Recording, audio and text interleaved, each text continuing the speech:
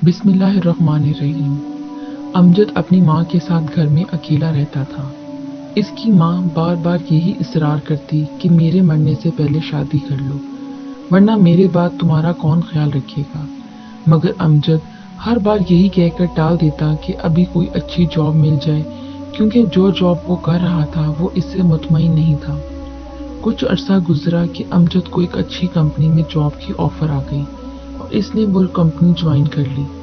अब इसका शादी ना करने का बहाना भी खत्म हो गया और यूं जॉब मिलने के कुछ अरसे बाद अमजद की शादी हो गई। सब ठीक था, दोनों मियाँ बीवी खुश थे। शादी के कुछ माह बाद अमजद की माँ इस दारे फानी से कोच कर गई और घर में सिर्फ दोनों मियाँ बीवी अकेले रह गए। अमजद सुबह ऑफिस चला जाता तो शाम को घर लौटता। कुछ अरसा ऐसा गुजरा तो अमजद महसूस करने लगा कि इसकी बीवी अब इससे पहले की तरह प्यार नहीं करती और ना इसका अब पहले की तरह ख्याल रखती है। कुछ मोहल्ले की औरतों ने भी, जिनका अमजद के घर आना जाना था, अमजद के कान भरे कि यूं जवान बीवी को अकेले घर छोड़कर जाना ठीक नहीं। अमजद इन सब बातों की वजह से परेशान रहने लगा।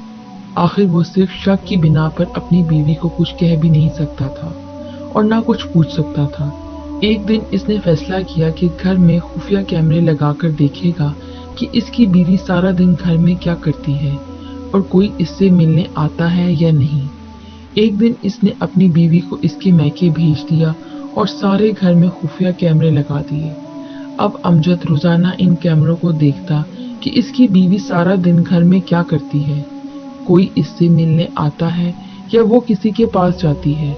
बल्कि जो कुछ अमजद ने देखा वो सब इसकी सोच से अलग था। इसकी बीवी का सारा वक्त घर के कामों के बाद सिर्फ नमाज पढ़ने और कुरान पाक की तिलावत में गुजरता। वो एक नेक और पारसा बीवी थी। अमजद को ये सब देखकर बहुत हैरत और शर्मिंदगी हुई कि ये वो क्या सोचता रहा और हकीकत क्या थी। वो अपनी बीवी से बहुत शर्मिंदा था। वो चाहता था कि अपनी बीवी को सब बताकर माफी मांगे कि इसने किस तरह इस पर शक किया और इसी शक में कितनी गलत और घटिया हरकत कर बैठा था।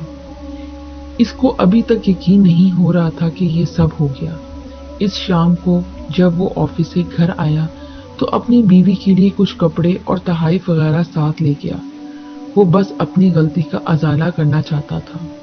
वो अपनी नजरों से गिर चुका था, इसलिए अपनी बीवी की नजरों में उठना चाहता था।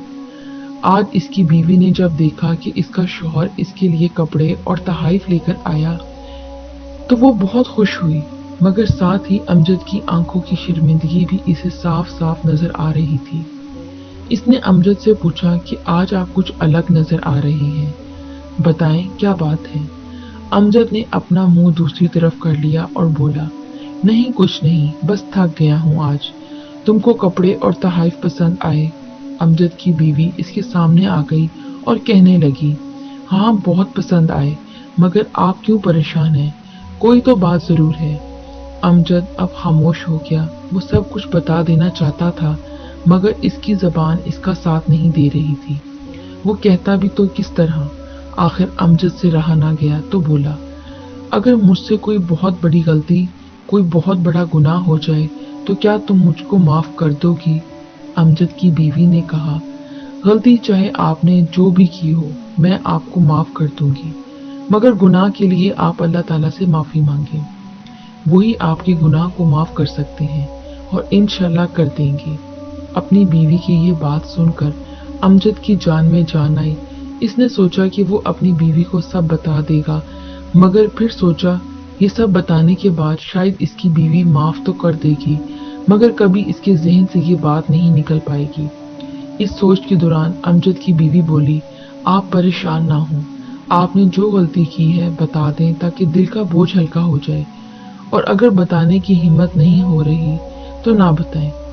मैंने तो वैसे भी आपको माफ कर दिया, तो गलती जानकर क्या करूंगी। बस आप पुरसुकून हो जाएं और अल्लाह से माफी मांगकर यकीन रखें कि वो भी सच्चे दिल से मांगी हुई माफी को कभी रद्द नहीं करता। अमजद के दिल से सारा बोझ आहिस्ता आहिस्ता उतरता जा रहा था। वो सोच रहा था कि इसने क्या किया और इसकी बीवी किस तरह इसकी दिलजोई कर रही है।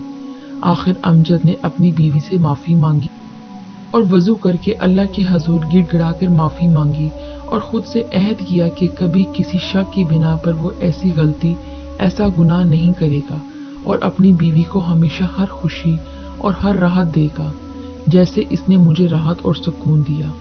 अमजद ने अपना अहद पूरा किया और जिंदगी भर फिर कभी ऐसी गलती ना दोहराई और हमेशा अपनी बीवी को खुश रखने की हर मुमकिन कोशिश की। खानदान में जब कभी मियाँ बीवी के सच्चे रिश्ते की मिसाल दी जाती तो अमजद और इसकी बीवी की दी जाती।